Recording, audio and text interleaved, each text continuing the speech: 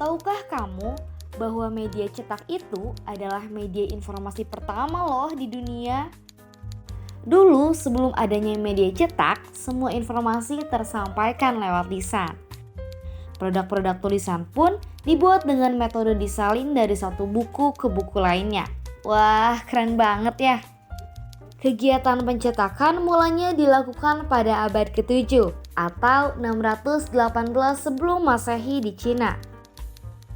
Nah, sementara di Eropa tahun 1455, Johannes Gutenberg, si pengrajin logam, membuat mesin cetak pertama loh dan mencetak buku pertamanya yang dikenal dengan sebutan Bible.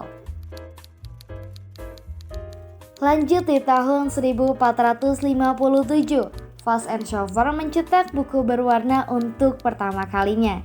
1476, William Caxton mencetak buku pertama dalam bahasa Inggris menggunakan alat cetak Gutenberg.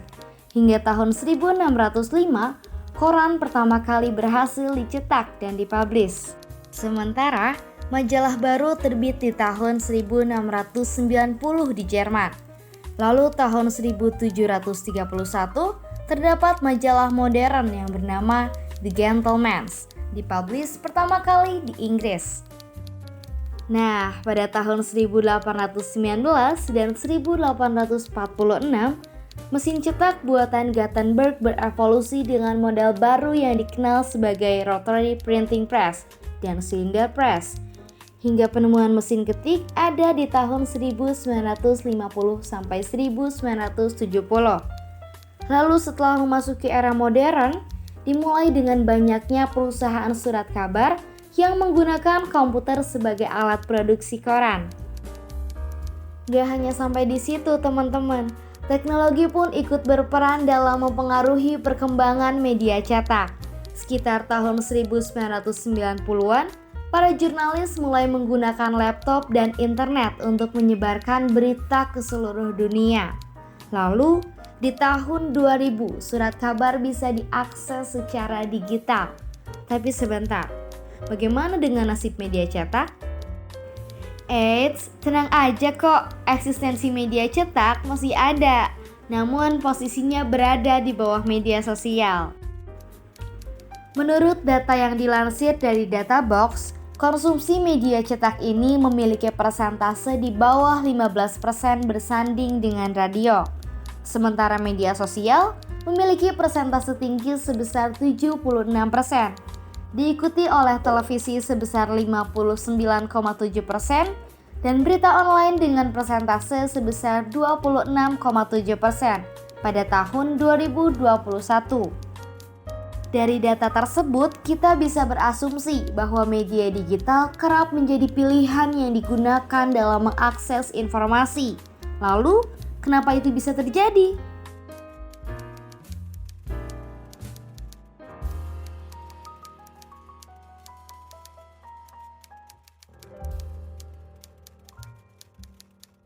Yang pertama, media digital mampu menjangkau keberadaan audiens dimanapun karena backingannya internet. Sementara media cetak, jangkauannya terbatas. Yang kedua, peristiwa yang dilaporkan dalam halaman berita media digital dinilai lebih lengkap. Maksudnya, isinya nggak cuma teks dan foto aja teman-teman, namun terdapat tautan yang bisa mengarahkan si pembaca ke berita sebelumnya dalam peristiwa yang sama. Yang ketiga, jumlah pengguna gadget untuk mengakses internet semakin bertambah dengan kemudahan dalam mengaksesnya. Sehingga, waktu yang dipakai untuk membaca koran dan majalah otomatis ikut berkurang. Kita jadi mulai beralih media deh. Yang keempat, berita terkini pun dapat secara instan dipublikasi dalam siklus 24 jam menggunakan media digital.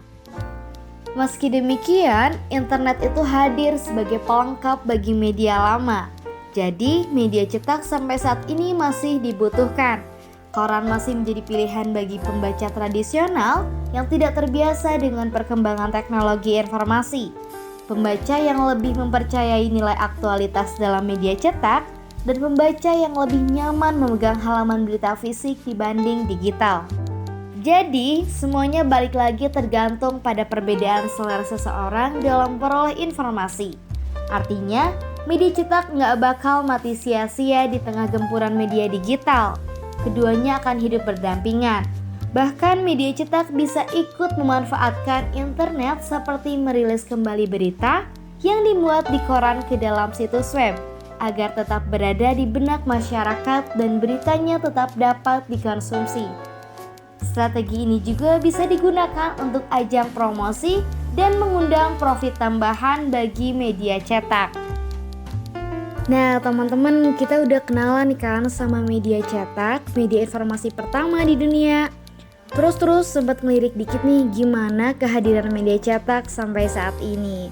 Terima kasih banget loh udah nemenin sampai akhir.